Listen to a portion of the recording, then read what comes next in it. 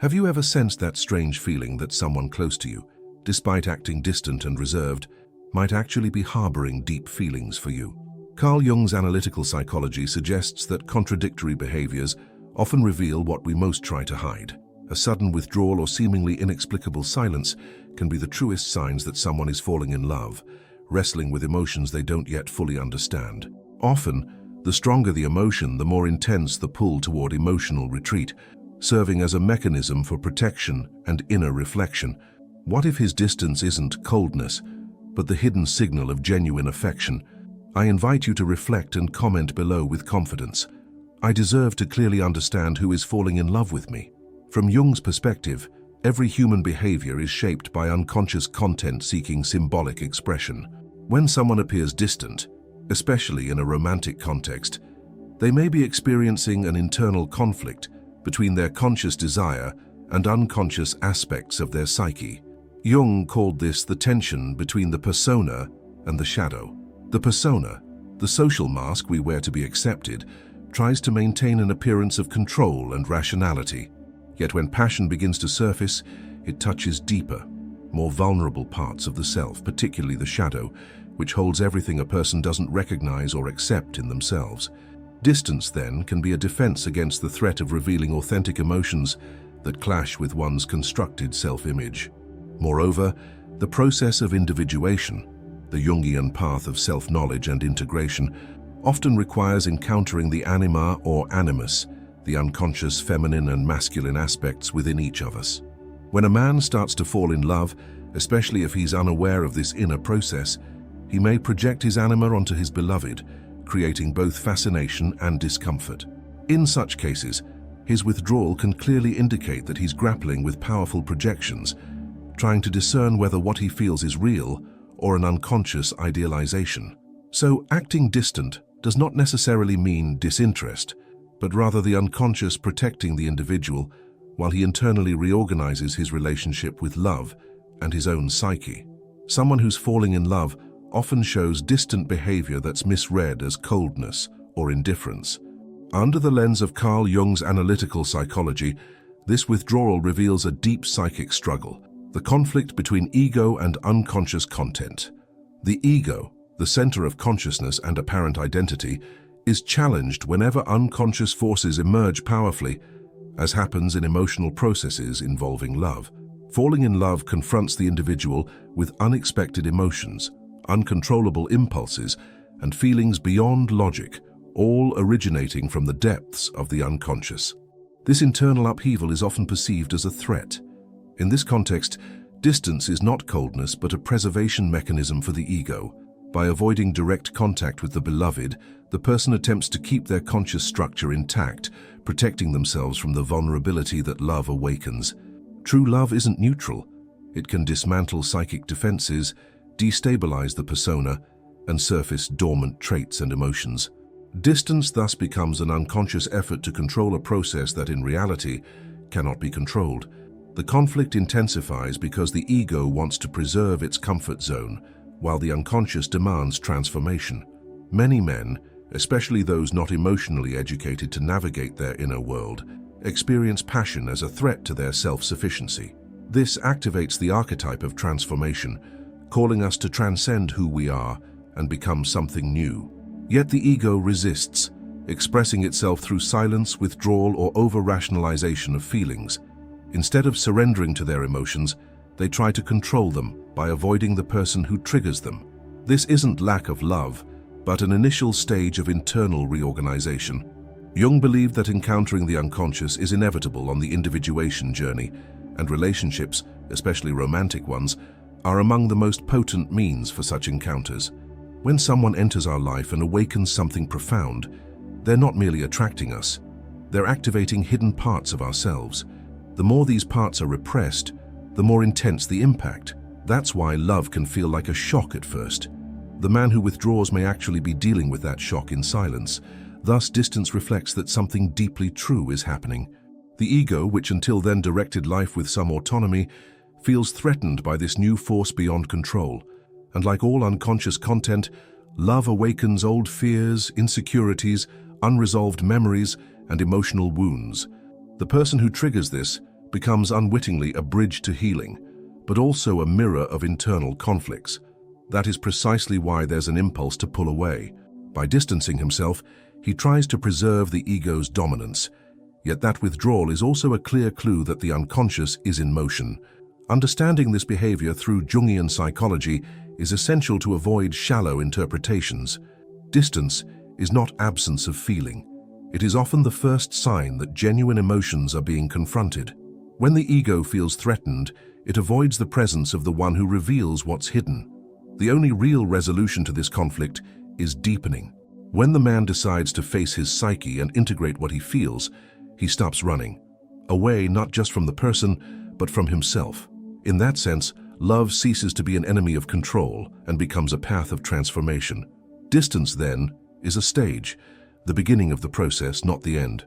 Recognizing this means acknowledging that where there is silence, there may lie truth, and where there is struggle, a real bond can be born, provided both are willing to dive beneath appearances. In Jung's analytic psychology, projection is one of the most fascinating and powerful unconscious mechanisms. It occurs when someone unconsciously transfers internal aspects, desires, fears, qualities, or repressed traits onto another person. In romantic relationships, this phenomenon is especially intense. As someone falls in love, he may project unconscious content onto the beloved, seeing not only who she is, but also what he doesn't recognize or accept in himself. This can explain why he feels both attraction and fear at the same time. Idealization is a form of projection. The man who appears to withdraw may actually be confronting an exaggerated or mythic image he has built of you.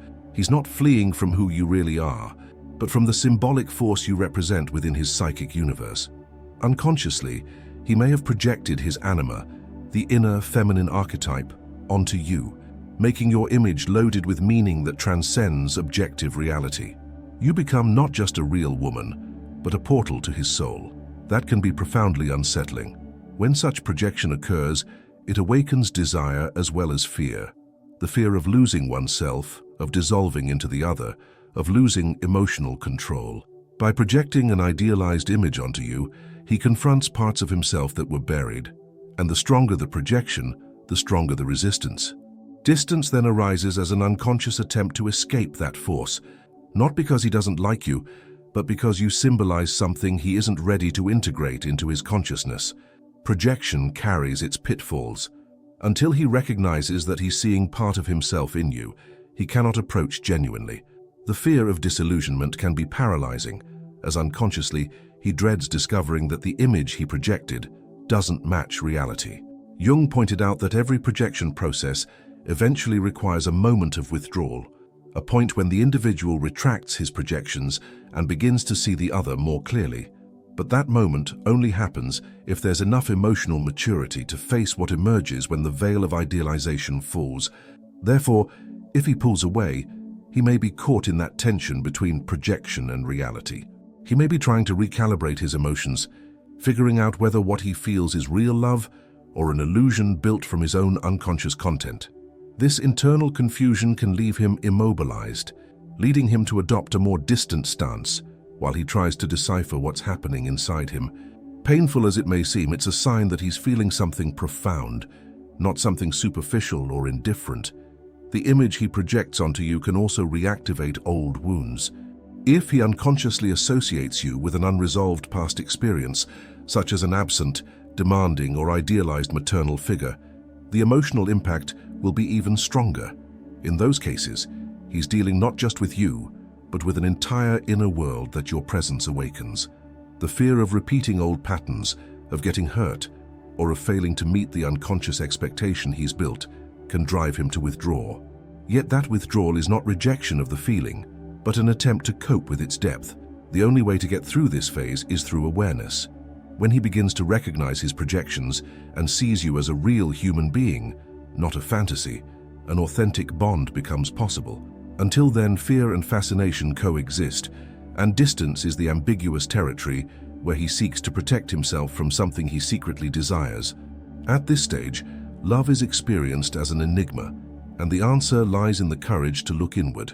Jungian psychology teaches us that everyone carries a shadow, a collection of personality aspects that were rejected, ignored, or repressed over a lifetime. In men, this shadow often includes vulnerability, fear, emotional fragility, and the capacity for deep love. From an early age, many are conditioned to hide these dimensions, donning masks of strength, control, and self-sufficiency. Thus, when genuine affection arises, it feels not just unfamiliar but threatening. Distance becomes an unconscious defense against encountering these unacknowledged parts of the self. When a man begins to fall in love, he encounters internal forces that were dormant or rejected. Tenderness, the desire for intimacy, the need for emotional connection. All these legitimate expressions of love emerge as unexpected visitors, challenging his self-image. That image was often shaped by social and cultural demands, equating masculinity with toughness and emotional control. So when affection surfaces, it collides with that rigid masculine persona, resulting in an internal rupture manifesting externally as withdrawal. The shadow here isn't malicious, it's simply what hasn't yet been accepted. And true love is one of the most powerful catalysts for shadow integration. It forces the individual to acknowledge that he feels, that he needs, that he cares. That acknowledgement can be extremely uncomfortable for someone who spent life denying those human dimensions. The fear of genuine affection, then, is the fear of confronting what the ego vowed to avoid, one's own humanity. Distance, therefore, reflects psychic resistance, not to the other but to oneself. This fear intensifies when the awakened feeling touches old scars. If, for example, the man carries memories of rejection, abandonment, or emotional humiliation, the emergence of new love can unconsciously reactivate those wounds. Deep connection with someone can bring not only joy, but also fear of loss, future rejection, or repeating traumatic patterns. And the ego, in its drive for self-protection, prefers to avoid the bond rather than risk potential suffering. This explains why many withdraw precisely when they sense something real is blossoming. The masculine shadow screams and the instinct is to flee. For Jung, the key to transformation lies in shadow integration, recognizing and consciously embracing these hidden aspects. But that requires courage, because it means breaking the ideal of control and entering territory where the ego has no clear answers. A man undergoing this process may seem contradictory, at times drawing close, at others pulling away. He shows care, then falls silent. This back and forth isn't necessarily manipulation, but an expression of the internal conflict between the desire for connection and the fear of losing oneself in it. Many men only overcome this barrier when they realize that affection is not weakness, but a bridge to something greater. Love does not threaten them, it reveals them. And this process of revelation is inherently uncomfortable for someone accustomed to hiding behind defenses. By allowing himself to feel, the man embarks on the path of individuation, drawing closer not only to the other but also to himself. Distance then becomes a transitional stage, a pause while he tries to understand what he feels and who he's becoming because of it. Thus, when a man seems distant just as an emotional bond is forming, it can be a clear sign that love has touched something real, something he didn't expect, something that challenges his self-image, defenses, and history. And therein lies the potential for transformation. The fear of genuine affection reflects a shadow that yearns to be seen. When it is finally welcomed, love ceases to be a threat and becomes a path that begins, paradoxically, with the courage not to run away. In Jung's theory, individuation is the journey to self-realization, a continuous progression towards psychic wholeness. It involves integrating internal opposites, acknowledging the shadow, balancing conscious and unconscious, and above all, discovering the deepest truth about who we are. When someone starts to fall in love, this journey can accelerate dramatically, because the beloved functions as both a mirror and catalyst for transformation. That's why falling in love is not just an emotional event, but an archetypal movement capable of provoking both closeness and distance, depending on where the person stands in their inner process. When love emerges, it illuminates areas of the psyche that were once dark. The other activates what Jung called the transcendent function, the ability to unite opposing elements within us, fostering expansion and self-knowledge. Yet this process can be unsettling. When a man feels deep attraction, he is forced into contact with inner dimensions he may never have faced. Love calls for change, but the ego doesn't always welcome change. Paradoxically, while he wants to draw closer, he may feel an impulse to withdraw. Approach happens when the individual is, often unconsciously, ready to expand consciousness. In that case, he does not deny the feeling, but sees it as an opportunity for growth. He begins to understand that by allowing himself to love, he's also allowing new parts of his being to emerge. This surrender is possible only when there's an internal willingness to abandon old patterns and face the unknown. Loving, in this sense, is an act of courage, because it requires relinquishing control and accepting the other as a mirror of our own contradictions. On the other hand, if someone remains deeply identified with the ego or persona, the social mask, love may feel threatening. Individuation at that stage is still immature. The presence of the other stirs unconscious movements he cannot decode rationally. He feels but doesn't understand. He desires but fears. And because individuation demands integrity, honesty, and openness to the unknown, the natural impulse may be to retreat. In this case, distance is not a sign of coldness, but of psychic immaturity in the face of love's challenge. Thus, individuation is ambiguous in its expression within relationships. It can drive true connection or catalyze flight.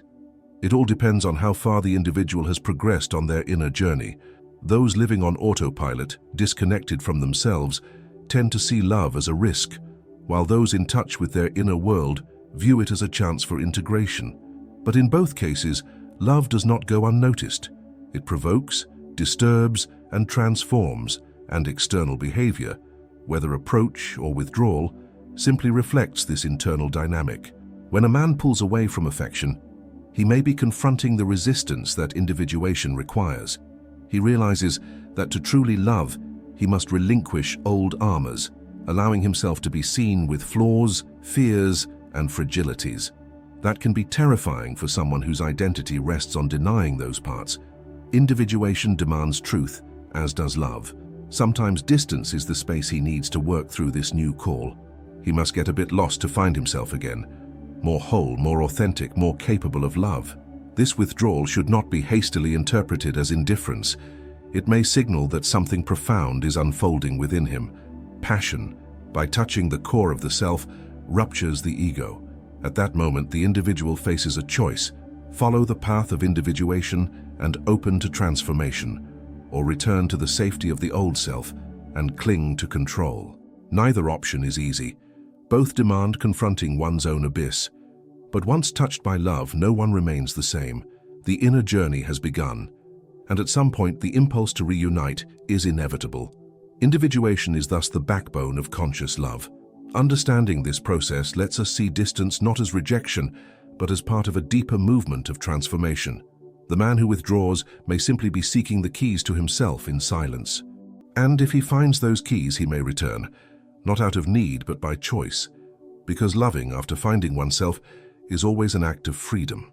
The withdrawal of someone falling in love may seem at first like disinterest, but through Carl Jung's analytical psychology, we find that this behavior often reflects a profound internal process.